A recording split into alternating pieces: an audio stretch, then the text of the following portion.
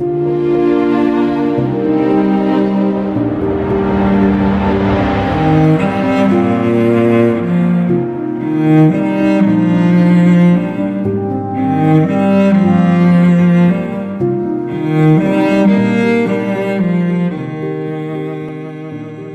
30 irashize u Rwanda rugwiriwe n'icuraburindi rya Jenoside yakorewe abatutsi mu 1994.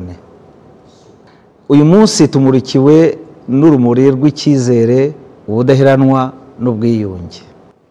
Ndacura intimba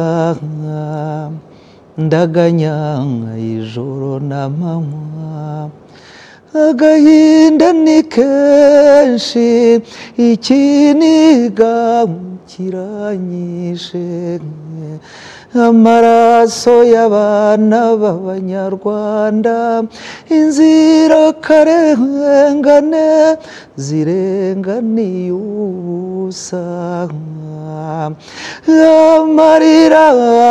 Amarira ni menshi, agahinda kari hose, nimuze Banyarwanda turwanye ubwo bugome.